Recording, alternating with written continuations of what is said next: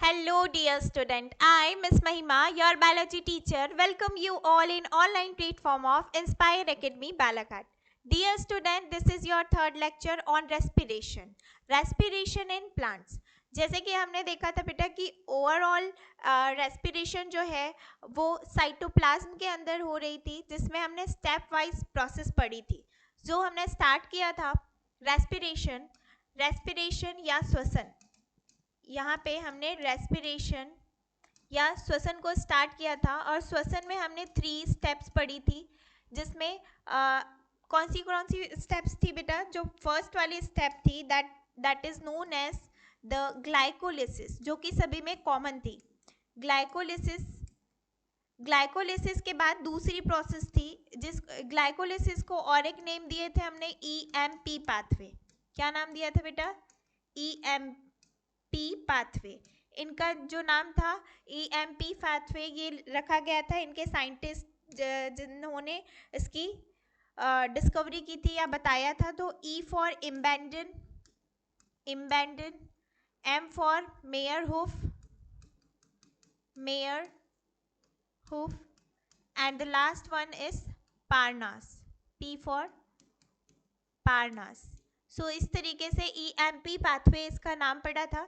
उसी के बाद अगर हम सेकेंड स्टेप्स की बात करें, जो फर्स्ट पाथवे था ये है ग्लाइकोलिसिस पाथवे, और सेकेंड पाथवे की अगर बात करें so that is called as Kreb cycle, जिसको ये दोनों ही जो प्रोसेस थी ये साइटोप्लाज्म के अंदर हो रही थी. दोनों जो प्रोसेस है ये साइटोप्लाज्म के अंदर हो रही थी.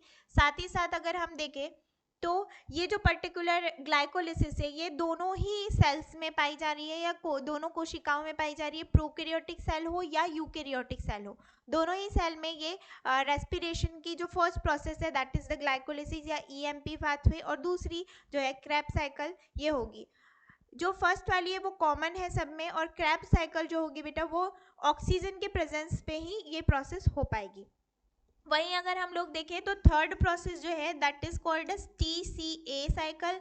इसी को हम लोग फुल फॉर्म बोलते हैं ट्राई कार्बोक्सिलिक एसिड साइकिल, या इसी का ये जो पर्टिकुलर अगर हम देखें तो क्रेब साइकिल या TCA साइकिल इसको बोला जाता है. और जो थर्ड है that is called as ETC cycle या electron transport chain cycle.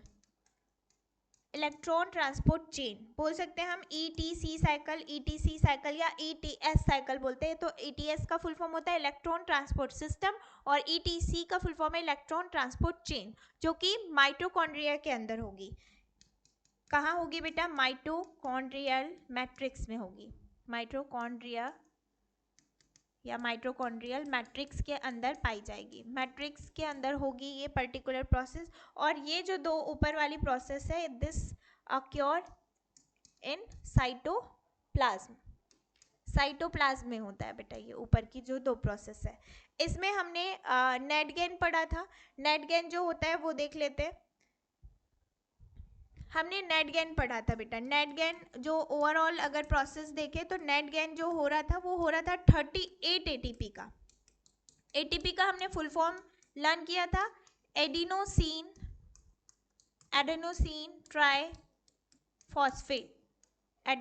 Triphosphate. This is the full form of ATP. और यहाँ पे कितना नेट गेन हो रहा है? 38 ATP का नेट गेन हो रहा है ओवरऑल रेस्पिरेशन प्रोसेस में. बट वहीं अगर हम लोग देखें तो जो फर्मेंटेशन प्रोसेस है उसमें कम होता है. फर्मेंटेशन प्रोसेस में क्यों कम होता है? फर्मेंटेशन या किण्वन की प्रक्रिया, क्योंकि उसमें क्या हो रहा है बेटा? ऑक्सीजन नहीं है, यानी प्रॉपर ऑक्सीडेशन नहीं हो पा रहा है. जो स्टेप्स है वो इनकम्प्लीट हो जा रही है. दैट्स वाई वहाँ पे कम ATP का फॉर्मेशन होगा. वहीं अगर हम लोग एनारोबिक जैसे मसल फैटिग होती है वहाँ पे अगर लैक ऑफ ऑक्सीजन की प्रेजेंस में देखें तो वहाँ पे भी पर्टिकुलर लैक्टिक एसिड का फॉर्मेशन होता है और वहाँ पे भी कम एनर्जी रिलीज होती है. ये जो पर्टिकुलर नेट गेन है ये होगा बेटा 1 मॉलिक्यूल ऑफ ग्लूकोज से. एक क्वेश्चन अराइज होता है कि अगर ग्लूकोज ना होकर फ्रक्टोज से अगर ग्लाइकोलिसिस साइकिल स्टार्ट होती है, तो फ्रक्टोज से अगर ग्लाइकोलिसिस स्टार्ट होती है तो यहाँ पे जो स्टार्टिंग की जो फर्स्ट स्टेप है वो स्किप हो जा रही है बेटा। जब ग्लाइकोलिसिस हम लोग देखते हैं, तो ग्लाइकोलिसिस की फर्स्ट स्टेप क्या होती है, ग्लूकोज से ग्लूकोज 1,6 बाइफॉस्फेट, है ना। सो ये वाली जो स्टेप है ये यहाँ पे स्किप हो जाएगी। यहाँ से क्या बन रहा था, ATP से एक ADP का फॉर्मेशन हो रहा था, मतलब यहाँ पे -1 हो रहा था। तो ये जो कंजप्शन हो रहा था यहाँ पे कम हो जाएगा फ्रक्टोज से अगर स्टार्ट होगी तो, क्योंकि ग्लूकोज 1,6 बाइफॉस्फेट जो है फ्रक्टोज में कन्वर्ट होता है। तो अब जो स्टार्ट होगी स्टेज वो यहाँ से स्टार्ट होगी, तो यहाँ पे ये स्किप हो जाएगा और 1 मॉलिक्यूल ऑफ ATP क्या हो जाएगा, बच जाएगा, कंजप्शन से बच जाएगा, क्योंकि हमें जो रिलीज हो रहा है वो 2 ATP ही, यानी ग्लाइकोलिसिस से नेट गेन जो होगा वो 2 ATP का ही होगा, क्योंकि 4 ATP फॉर्म तो होंगे लेकिन 2 ATP ही वहाँ पे रिमेन रह पाएंगे, क्योंकि ऑलरेडी हमें 2 का कंजप्शन हो चुका था। सो अगर हम लोग देखें तो नेट गेन जो है यहाँ पे बेटा, नेट गेन हमें 38 ATP का होता है। वहीं अगर हम लोग अब बात करेंगे जो रेस्पिरेशन की ओवरऑल प्रोसेस जो है लास्ट तक की, जहाँ पे ETS साइकिल या ETC साइकिल में हमने कंप्लीट की थी, जिसमें हमने पर्टिकुलर NADPH से और आपका FMN से या ATP से, इस तरीके से हमने पर्टिकुलर ATP जनरेट किया था, या इलेक्ट्रॉन ट्रांसपोर्ट सिस्टम से ATP जितने भी हमने फॉर्म किए थे वो ATP बेटा अब किस तरीके से, किस वाले पर्टिकुलर फूड आइटम से कितने ATP जनरेट होंगे वो चीज़ें देखेंगे हम। So during the process of respiration, ये प्लांट में ही नहीं बल्कि आपको एनिमल्स में भी वर्क करेगा, या हम एनिमल फिजियोलॉजी में भी ये सब चीज़ें मायने रखती है, दैट रेस्पिरेटरी कोशेंट। इसकी जो जिस चीज़ की हम लोग बात करने वाले हैं इसे बोला जाता है respiratory quotient. Respiratory quotient, respiratory quotient, या इसी का अगर हम लोग नाम दे बेटा तो इसे RQ के नाम से जाना जाता है। किसके नाम से जाना जाता है, RQ। इसी को हिंदी में अगर हम बोले तो इसे बोला जाता है श्वसन गुणांक। श्वसन गुणांक, अगर हम लोग श्वसन गुणांक की बात करें तो ये अलग अलग मटेरियल के लिए अलग अलग भिन्न भिन्न प्रकार के हो सकते हैं। फॉर एग्जाम्पल अगर इसका हम लोग क्या फॉर्मूला बनाना चाहें तो फॉर्मूला कुछ इस तरीके से होगा कि total number of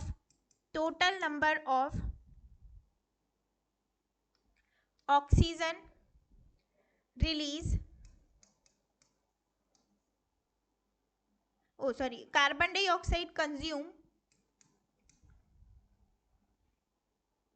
upon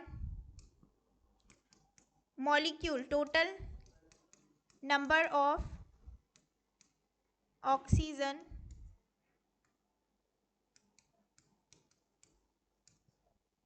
consume.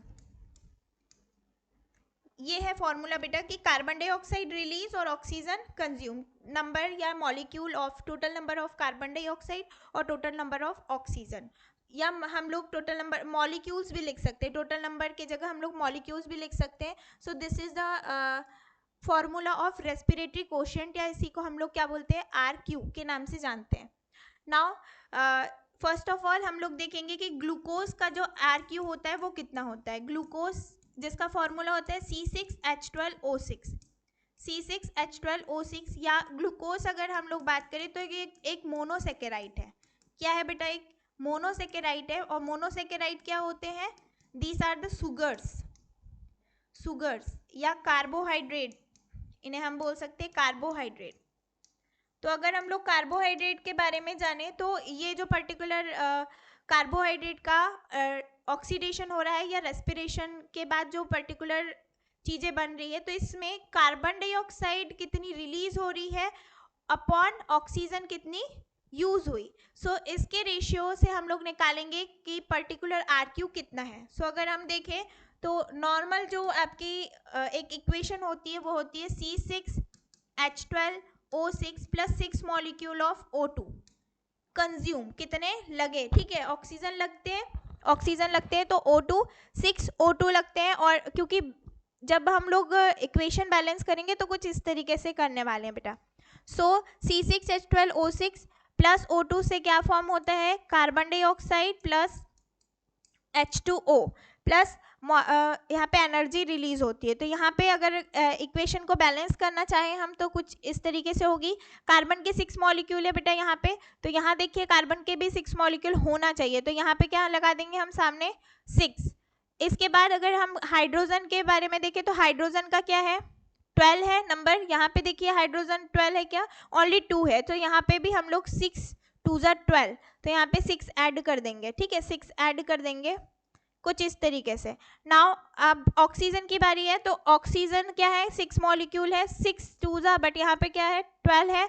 सो यहाँ पे पर्टिकुलर देखें तो यहाँ पे भी आपके मॉलिक्यूल्स दिख रहे हैं ऑक्सीजन के, 6 2 12, 12 प्लस 6 18 होते हैं, तो यहाँ पे देखिए 6 2 12 और यहाँ पे 6 ऑक्सीजन H2O में भी है, तो यहाँ पे भी 18। So now this particular equation is balanced.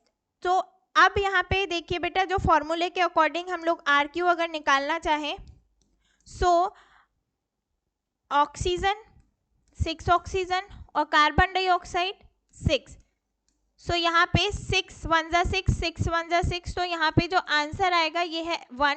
That means कि RQ of any carbohydrate is equal to 1।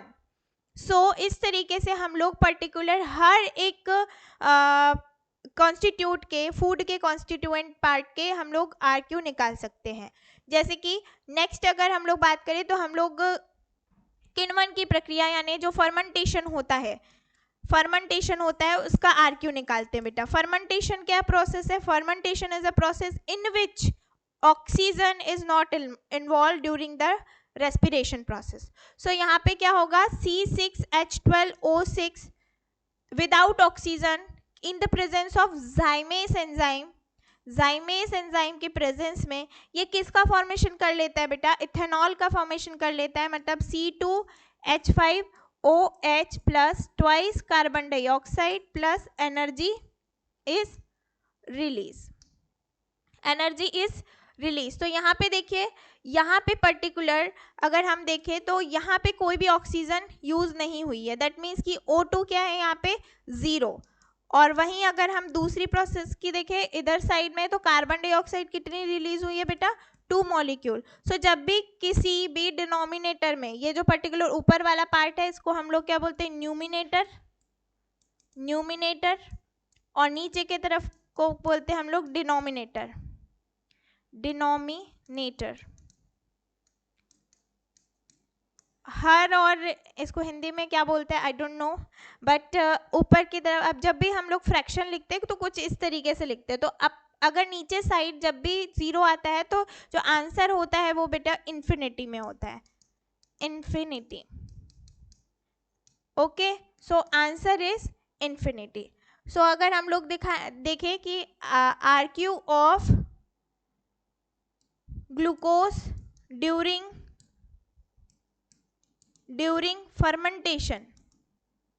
fermentation is infinity. ठीक है, कुछ इस तरीके से आप फाइंड आउट कर सकते हैं। इसी के बाद अगर हम लोग देखें बेटा तो फैट के बारे में देख लेते हैं। नेक्स्ट जो है दैट इज फैट या वसा के बारे में देखें तो वसा का जो RQ होगा मीन्स रेस्पिरेटरी कोशेंट या श्वसन गुणांक। तो श्वसन गुणांक को कुछ इस तरीके से हम लोग देखेंगे, इसका जो फॉर्मूला होता है particular carbon dioxide upon oxygen. तो फैट का आप कोई भी मॉलिक्यूल ले सकते हैं। केमिस्ट्री में अगर आप देखें तो पर्टिकुलर आपको फैट के मॉलिक्यूल या फैट का जो भी पर्टिकुलर मिल जाएगा फॉर्मूला। तो हम लोग जनरली अगर देखें तो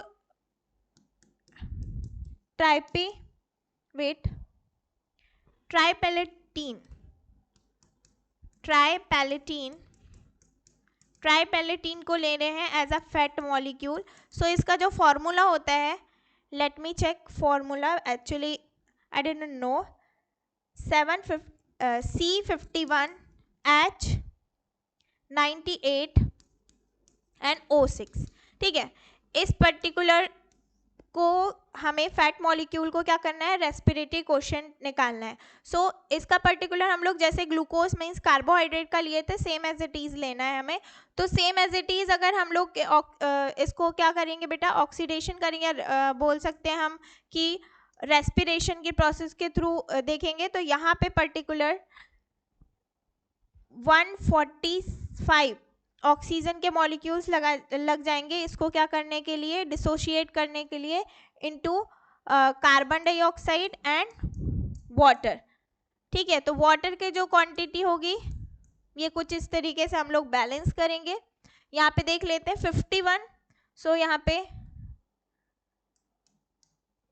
पे देखते हैं बेटा, कार्बन डाइऑक्साइड, जो कार्बन डाइऑक्साइड बोल रहे, कार्बन के जो एटम है वो है कितने, 51.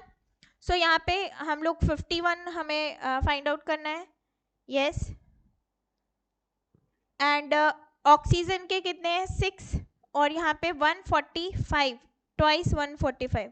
सो कुछ इस तरीके से हमें बैलेंस करना है दोनों ही रिएक्शन को, दोनों ही पार्ट को, रिएक्टेंट और प्रोडक्ट को.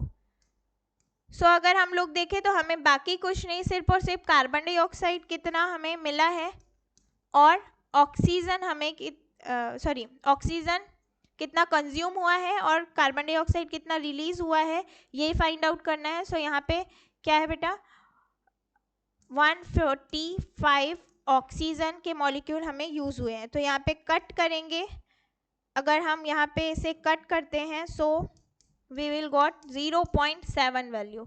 सो ये है लेस देन 1. सो हम लोग जनरली अगर देखें तो फैट के RQ को बोला जाता है it is less than 1, less than 1. कुछ इस तरीके से हम लोग फाइंड आउट कर सकते हैं RQ of different types of components. Okay, इसी के बाद अगर हम लोग नेक्स्ट की बात करें बेटा, सो नेक्स्ट हम लोग प्रोटीन का इसी तरीके से निकाल लेंगे, प्रोटीन्स का इसी तरीके से निकाल लेंगे. साथ ही साथ कुछ ऑर्गेनिक एसिड्स होते हैं, इनका भी आपको क्या निकालने आना चाहिए, RQ. सो प्रोटीन और आपका ऑर्गेनिक एसिड ये दोनों ही आपको RQ खुद से करना है और कमेंट सेक्शन में मुझे बताना है. ठीक है, आपको मैं फॉर्मूला लिखा दे रही हूँ. लाइक प्रोटीन का आपको जो पर्टिकुलर है, आप जैसे पल्स, जितने भी पल्सेस रहते हैं उनका आप यूज़ कर सकते हैं. ऑर्गेनिक एसिड में आप ऑक्जेलिक एसिड या मैलिक एसिड, ये 2 एग्जाम्पल ले सकते हैं. सो इस तरीके से आपको प्रोटीन और ऑर्गेनिक एसिड का दोनों का RQ निकालना आना चाहिए. Okay, RQ that is respiratory quotient, nothing but the respiratory quotient. So overall अगर हम देखें तो रेस्पिरेटरी क्वोशंट आपको इस चैप्टर में निकालने हैं. जैसे हमने ग्लूकोज से ओवरऑल हमने ATP का फॉर्मेशन किया है. सो ग्लूकोज आते तक के means glucose is the simplest form of energy, या बोल सकते हैं इंस्टेंट एनर्जी का सोर्स है. तो ग्लूकोज तक के लाने के लिए डिफरेंट मेथड होती हैं, जिसके थ्रू हम लोग देख सकते हैं कि various digestion process are there by which जो कॉम्प्लेक्स स्ट्रक्चर होते हैं वो सिंपलेस्ट फॉर्म में क्या होते हैं, कन्वर्ट होते हैं.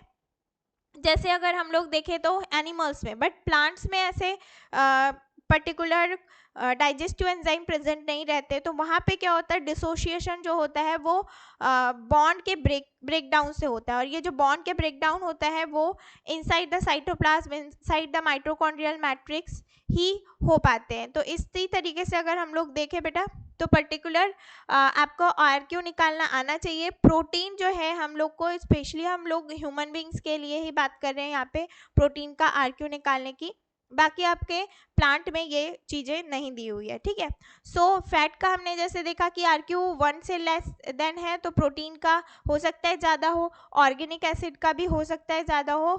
तो आप कमेंट सेक्शन में बताएं. मोस्टली अगर हम लोग ऑक्जेलिक एसिड का देखें तो ऑक्जेलिक एसिड का पूछा गया था, इसलिए हम बता दे रहे हैं कि ऑक्जेलिक एसिड का जो पर्टिकुलर RQ होता है बेटा वो 4 होता है. ऑक्जेलिक एसिड का जो RQ होता है, रेस्पिरेटरी क्वोशंट या श्वसन गुणांक जो होता है बेटा वो होता है 4 यानी 4. Okay, more than 1. This is all about the RQ. अगर हम लोग नेक्स्ट प्रोसेस की बात करें तो रेस्पिरेशन जो है, रेस्पिरेशन में आपको तीनों प्रोसेस डिटेल में लर्न करनी है. ग्लाइकोलिसिस 10 स्टेप प्रोसेस है, 10 स्टेप्स आपको लर्न करना है। आप निमोनिक से लर्न कर सकते हैं या पर्टिकुलर बार बार उसे नोट डाउन करके आप लर्न कर सकते हैं बेटा।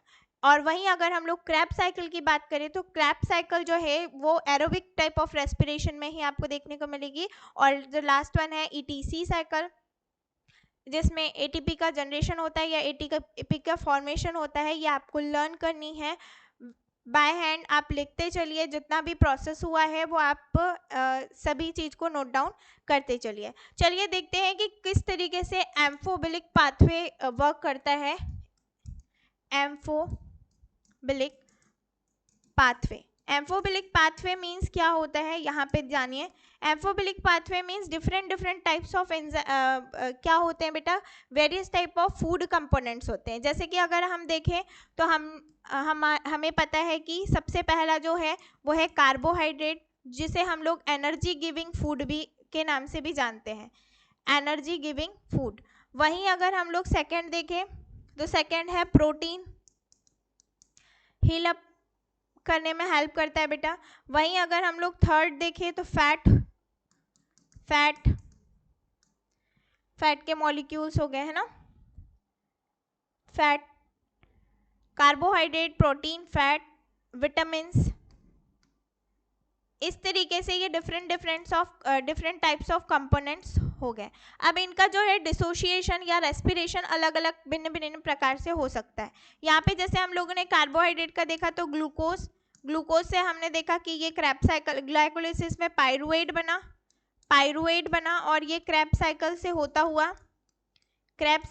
होता हुआ किसका फॉर्मेशन कर लिया, इसने एटीपी जनरेट कर लिया, कार्बन डाइऑक्साइड रिलीज किया और वाटर, कार्बन डाइऑक्साइड और वाटर, सभी में जो लास्ट स्टेज होगी वो क्या होगी बेटा, लास्ट स्टेज जो होने वाली है वो होने वाली है कार्बन डाइऑक्साइड प्लस वाटर, क्योंकि यही क्या है, फाइनल प्रोडक्ट है किसका, रेस्पिरेशन का। क्योंकि आपने देखा है कि रेस्पिरेशन पर्टिकुलर अगर ह्यूमन बीइंग की बात करें तो कार्बन डाइऑक्साइड ही रिलीज होती है by exhalation. Same as it is different types of animals होते हैं, डिफरेंट टाइप्स ऑफ प्लांट। अभी हम लोग प्लांट्स की बात कर रहे हैं, सो डिफ्यूजन की प्रोसेस से यहाँ पे सेम वही प्रोसेस होगी। जैसे ये फोटोसिंथेसिस के दौरान ऑक्सीजन रिलीज करते हैं, वैसे रेस्पिरेशन के दौरान यानी नाइट के टाइम पे ये क्या रिलीज करेंगे बेटा, कार्बन डाइऑक्साइड। सो जो लास्ट वाला जो प्रोडक्ट होगा वो होगा कार्बन डाइऑक्साइड प्लस वाटर, चाहे वो कार्बोहाइड्रेट का डिसोसिएशन हो चाहे वो प्रोटीन का। So protein is the chain of amino acid की चेन होती है प्रोटीन, है ना। सो एमाइनो एसिड की जो चेन है प्रोटीन से क्या बना बेटा, प्रोटीन से अमाइनो एसिड्स का फॉर्मेशन हुआ। अमाइनो एसिड्स सेम यहाँ पे डिफरेंट टाइप्स ऑफ प्रोसेस होके किसका लास्ट में एट लास्ट जो होगा वो फॉर्मेशन होगा किसका, कार्बन डाइऑक्साइड और वाटर का। यहाँ पे भी फैट जो होता है फैटी एसिड प्लस ग्लिसरॉल से बना होता है, fatty acid plus glycerol. So ये भी फाइनल जो है ये कार्बन डाइऑक्साइड और वाटर ही बनाएंगे। Same as it is vitamin is also the last या end product of the respiration, each and every respiration is the carbon dioxide and water. यहाँ पे अलग अलग टाइप के एटीपी का जनरेशन होता है डिफरेंट टाइप्स ऑफ रेस्पिरेशन में। जैसे कार्बोहाइड्रेट का रेस्पिरेशन होगा तो एटीपी का जनरेशन 38 एटीपी है, वैसे प्रोटीन में कम होगा, फैट में कम होगा। इस तरीके से अलग अलग टाइप ऑफ एटीपी का जनरेशन होता है। So this is all about the respiration. I hope you enjoy my lecture. If you want to ask any query, any type of question, please comment section में comment करें, like share और subscribe करें। और जो भी आप topic में, जिस भी टॉपिक में आपको कंफ्यूजन हो बेटा, आप कमेंट सेक्शन में वो कमेंट कर दें ताकि हम नेक्स्ट जो पर्टिकुलर PNST के लिए समझाएं वो उसी टॉपिक को यूज़ करके हम नेक्स्ट वीडियो बनाएं। Thank you so much for watching. Thank you.